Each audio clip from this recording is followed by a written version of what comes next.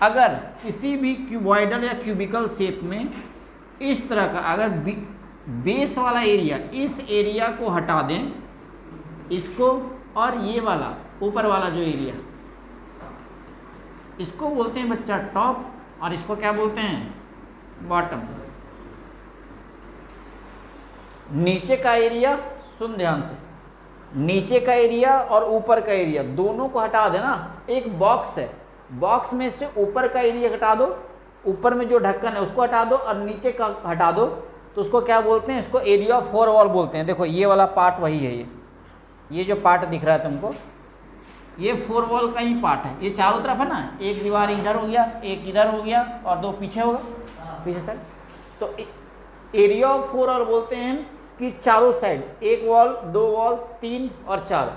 Top को हटा दो और बॉटम को हटा दो, उसको क्या बोलते हैं lateral surface area. Lateral surface area या फोर वॉल, उसी को बोलते हैं।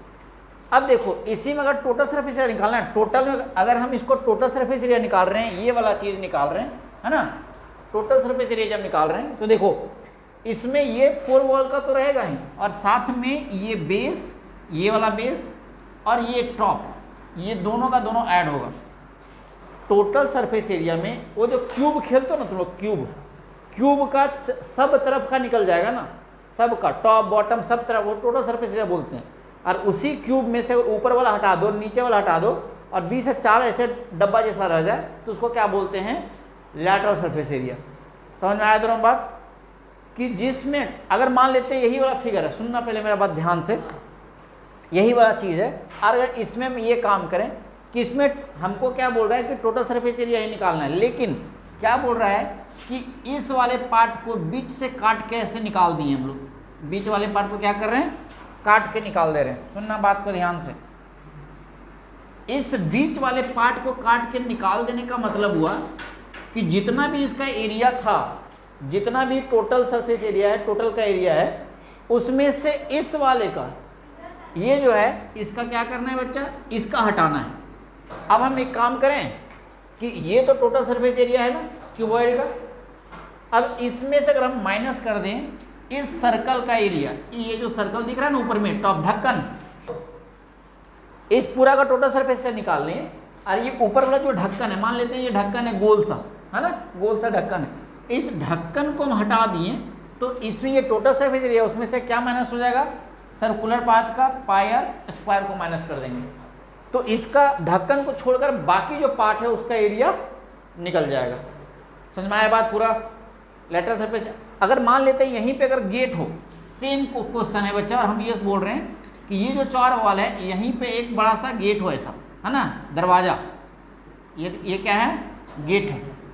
अब बोल रहे हैं कि ये सब तो है, हम ऊपर भी खोल दिए और यहाँ भी, और इसका लेंथ ब्रेथ दिया हुआ है, जैसे मान लेते हैं इसका ब्रेथ और इसका लेंथ दिया हुआ है, तो इससे इसका एरिया निकल जाएगा।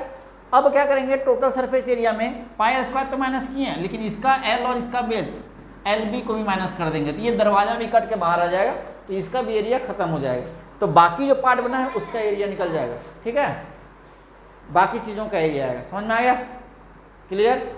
लेटरल में टोटल में अंतर, टोटल मतलब पूरा, पूरी तरह से पैक, और लेटरल का मतलब हो गया कि चार वॉल का टॉप को हटा दो, बेस को हटा दो। और अगर क्वेश्चन में इस तरह से पूछे कि कुछ गेट है, कुछ इतना काट के निकाल दिए, ढक्कन है, ढक्कन हटा दिए, तो इस वाले केस में ऐसा क्वेश्चन बनेगा।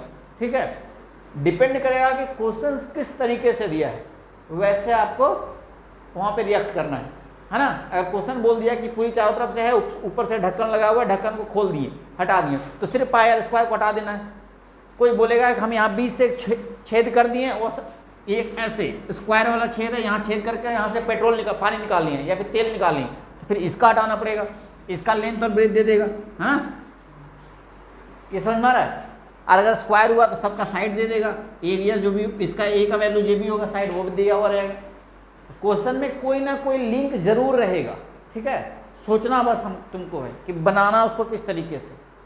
समझ आया, क्लियर हुआ। Total surface area, lateral surface area में डिफरेंस।